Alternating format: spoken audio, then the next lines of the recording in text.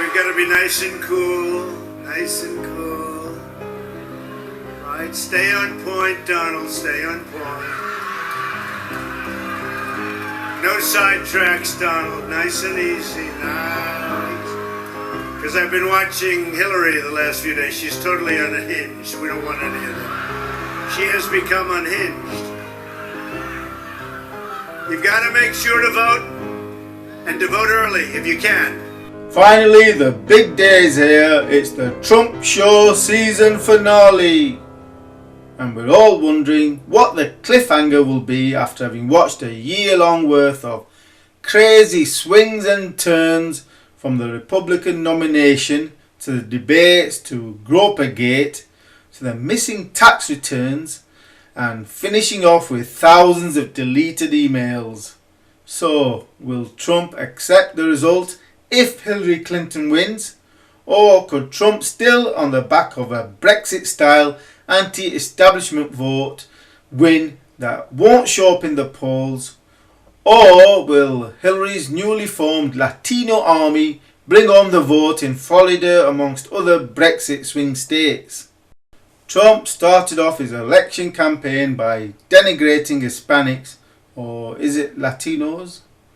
Thus it looks like Trump has achieved what no Democrat has managed to achieve, which is to galvanize the Latino vote in unprecedented numbers to come out and vote for the Democratic candidate.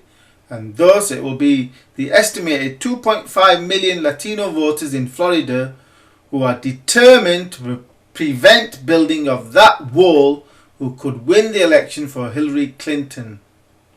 To illustrate the Latino factor at work and how they are playing a critical role in this election, then the following table of the breakdown of the Latino vote over recent presidential elections illustrates the huge disadvantage that Donald Trump now stands at in terms of the critical Latino vote. What's worse for Trump than the share of the vote is the fact that a record number of Latinos are coming out to vote for Hillary in this election. For instance, in the critical state of Florida, early voting is up by 87% to plus 453k on 2012. This is looking like being the last US presidential election where the traditional white vote will be in the majority, and so Trump effectively represents a reaction against the process of America becoming a majority non-traditional white country, thus marking the end of 240 years of white power in America, of which Barack Obama was a foretaste of. The demographic trends are clear that this is probably the last traditional white majority US election that risks opening a can of worms as whites are increasingly state by state starting to experience what other minorities have experienced for decades. So, if Hillary wins today, then it will be because the Latinos have won the election for her, and for that the only person Trump has to blame is himself, which I warned of in my following video of 2nd October that warned that he really needs to stop attacking minorities before it's too late.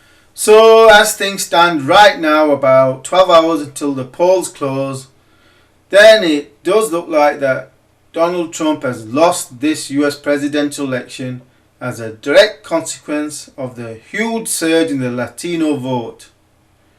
In terms of the opinion polls, Hillary continues to benefit from the FBI's abrupt U-turn, with Hillary Clinton further pulling away by today standing on plus 2.9% against plus 1.8% yesterday and plus 1.7% the day before. So momentum is still on her side on voting day.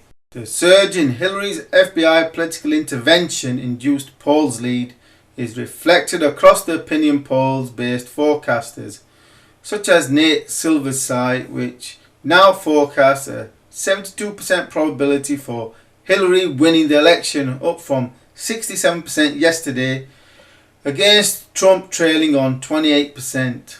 Though Nate's forecast is at the lower end, as the likes of the New York Times are giving Hillary a 85% probability of winning.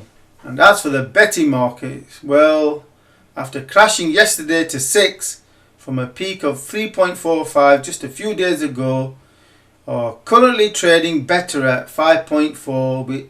What this means is if one placed a £100 bet on Trump today, and if he won, that would result in a profit of £440 plus one stake, whilst a £100 bet on Hillary would yield a profit of just £22 if she won, which illustrates that the betting markets are continuing to strongly discount a Hillary Clinton win, which if it does not happen would represent a huge shock result. However, the national polls don't accurately represent the real election battle which is taking place amongst the 9 Brexit swing states, totaling 108 electoral college votes. Presently, based on a minimum 4% polls advantage, the electoral college map breaks down into a tally for Hillary Clinton of 239 votes, thus requiring just 31 to win, whilst Donald Trump, based on the state polls, has at best 191 electoral votes in the bag, though still requiring a sizable 79 to win. However, what the pollsters are missing is what I termed as the BrExit factor, that allows for a 3 to 4% swing against the opinion polls in the actual result, as a consequence of Donald Trump being America's first anti-establishment candidate in perhaps the past 40 years, who I expect to capitalise on the Brexit factor that shocked the British establishment back in June 2016, due to the fact that the pollsters, political pundits, betting markets all got the result very badly wrong. My forecast as of 26th of September concluded that Trump should win as a consequence of the Brexit factor, and my most recent update of 2nd November confirmed expectation that Trump should win. Therefore, whilst the 3 to 4% Brexit swing is unlikely to make much difference to those states standing on a 4% or greater lead for Hillary Clinton, nevertheless implies that the 9 swing states listed are Brexit swing states that could go for Trump, including the important state of Florida, which Trump has to win this election. So, when one factors in the Brexit factor, then despite the surge in the Latino vote to well beyond that of the last election, then this election is still not quite over yet and Trump could still win, albeit the last 48 hours have definitely not been good for Trump, that has seen Hillary's national and state polls lead move by plus 1.2% in her favour, a huge and potentially election-changing last-minute move, largely as a consequence of the FBI's political intervention Sunday afternoon that feeds into Donald Trump's narrative of the election being rigged. Ensure you are subscribed to this YouTube channel for more in-depth analysis and forecasts.